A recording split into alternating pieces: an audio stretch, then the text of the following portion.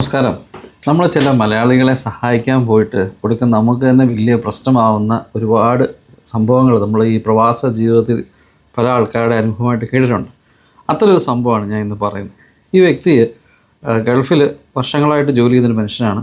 ഇദ്ദേഹം ഒരു നല്ലൊരു എക്സിക്യൂട്ടീവ് കമ്പനിയിലെ ഒരു ചെയർമാൻ പോലുള്ള ഒരു വ്യക്തിയുടെ ഡ്രൈവറാണ്.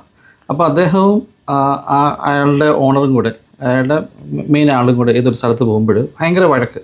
ഒരു ഈജിപ്ഷ്യൻ വ്യക്തിയും ഒരു മലയാളിയും തമ്മിൽ വഴക്കാണ്. ഇത് പാർക്കിങ്ങിൻ്റെ പേരിലൊരു വഴക്കാണ്. അവർ തമ്മിൽ അങ്ങോട്ടും ഇങ്ങോട്ടും ഉന്തും തള്ളും നടക്കുന്നുണ്ട്. ഇതിൽ ഇയാളെ അട്രാക്റ്റ് ചെയ്ത കാര്യം എന്ന് വെച്ച് കഴിഞ്ഞാൽ ഈ തല്ലുകൊള്ളുന്ന അല്ലാതെ വഴക്കുണ്ടാക്കുന്ന ആ മനുഷ്യൻ്റെ കുഞ്ഞ് ഭയങ്കരമായിട്ട് കരയാണ്. അപ്പോൾ കുഞ്ഞിൻ്റെ മുമ്പിൽ വെച്ചാണ് ഈജിപ്ഷ്യനായ വ്യക്തി അയാളെ ഉപദ്രവിക്കുന്നത്. അപ്പോൾ ഈ മനുഷ്യൻ ചെന്ന് സംസാരിക്കുകയും അവർ തമ്മിൽ പറഞ്ഞ് നീ അങ്ങ് വിടുന്നൊക്കെ എന്തൊക്കെ പറഞ്ഞപ്പം ഈ ഈജിപ്ഷ്യനും ഇയാളും തമ്മിൽ അങ്ങ് വഴക്കായി. അവസാനം അങ്ങോട്ടും ഇങ്ങോട്ടും തല്ലായി, ചെറിയ ദേഹോപദ്രവമായി, ദേഹം തമ്മിൽ മുറിയുകയൊക്കെ ചെയ്തു. അപ്പം ഇയാളുടെ ഓണർ, അതായത് ചീഫ് വലിയ ആളായിട്ടിരിക്കുന്ന മനുഷ്യൻ പറഞ്ഞു നമുക്കിത് കേസിലേക്ക് പോകണം, കാരണം അങ്ങനെ പബ്ലിക്കായിട്ടൊരു നോയ്സസ് ഉണ്ടാക്കാൻ പാടില്ല. അങ്ങനെ പറഞ്ഞ് അദ്ദേഹം കേസ് കൊടുത്തു. അപ്പോൾ കേസ് കൊടുക്കാൻ വേണ്ടി പോയപ്പോൾ നെക്സ്റ്റ് ഡേ, അടുത്ത ദിവസം കേസ് കൊടുക്കാൻ വേണ്ടി പോലീസ് സ്റ്റേഷനിൽ ചെന്നിട്ട് ഈ ആദ്യം വഴക്കുണ്ടാക്കിയ മലയാളി വരുന്നില്ല. ഇവർ അന്നത്തെ പോലീസ് സ്റ്റേഷൻ്റെ ടൈമിംഗ് തീരുന്നിടം വരെ അവിടെ വെയിറ്റ് ചെയ്തു, രാവിലെ തൊട്ട് വെയിറ്റ് ചെയ്തിരിക്കുകയാണ്.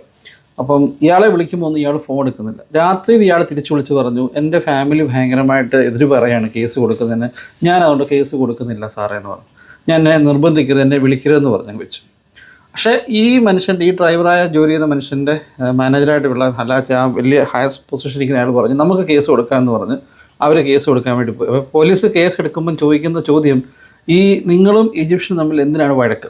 അപ്പോൾ അവർ പറയാണ് ഇയാൾ വേറെ ആളെ തല്ലുന്ന കണ്ടിട്ട് ഇടപെട്ടാണെന്ന് പറയുമ്പോൾ എന്ത് ആ ആളെന്ന് ചോദിക്കുകയാണ്. അപ്പം പോലീസ് പറയുന്നുണ്ട് നിങ്ങൾ കേസ് കൊടുക്കുന്നുണ്ടെങ്കിൽ ആ ആളും കൂടെ വരണം, വന്നെങ്കിൽ മാത്രമേ ഈ കേസിന് ഒരു സ്ട്രോങ് ആകത്തുള്ളൂ, അതായത് കേസ് സ്ട്രോങ് ആകുകയുള്ളൂ, അല്ലെങ്കിൽ ഇത് പ്രശ്നമാകും. അയാൾ ജഗജമം വരത്തില്ല. ഇയാൾ കാല് വിളിച്ച് പറഞ്ഞു നിങ്ങളോട് ഒന്ന് വാ, നിങ്ങളോട് വെച്ച് കേസ് കൊടുക്കണം, നിങ്ങൾ സാക്ഷി പറഞ്ഞാൽ മതി, കാരണം അയാളെ ആവശ്യമില്ലാതെ അടിച്ചതിൻ്റെ പേരിലാണ് ഇയാൾ ഇടപെട്ടതെന്ന് പറഞ്ഞു കഴിഞ്ഞാൽ പ്രശ്നം തീർന്നു. പക്ഷേ അയാൾ വരത്തില്ല. അവസാനം കേസിൻ്റെ രീതി എങ്ങനെ പോയെന്ന് വെച്ച് കഴിഞ്ഞാൽ ഇത്തരം പബ്ലിക് ന്യൂസൻസ് ഉണ്ടാക്കുകയും പബ്ലിക്കിൽ ഫൈറ്റ് ചെയ്യുകയും ചെയ്യുന്ന ആൾക്കാർക്ക് ഒന്നെങ്കിൽ ജയിൽ ശിക്ഷയിലേക്ക് പോകും, ഇല്ലാന്നുണ്ടെങ്കിൽ ഈ രാജ്യത്ത് ഒന്ന് ഡീപ്പോർട്ടേഷൻ അടിച്ചു കളയും. ഒടുക്കം ഇയാൾ ഒത്തിരിയും ബുദ്ധിമുട്ടി. കാരണം ഇയാൾ പാസ്പോർട്ട് ഓഫീസിൽ നിന്ന് മേടിച്ച് കള്ളം പറഞ്ഞ് മേടിച്ച് കൊണ്ടു കൊടുക്കുകയും പോലീസ് സ്റ്റേഷനിൽ കൊടുക്കുകയും വെരിഫിക്കേഷന് പോവുകയും പല രീതിയിലൊക്കെ പോയി അവസാനം ലാസ്റ്റിൽ പോലീസുകാർ തന്നെ പറഞ്ഞിട്ട് ഇത് ഔട്ട് ഓഫ് ദ കോർട്ട് സെറ്റിൽ ചെയ്യുന്ന രീതിയിൽ ഇയാളും മറ്റേ ആളും തമ്മിൽ കോംപ്രമൈസായി കേസ് അങ്ങ് പിൻവലിച്ചു.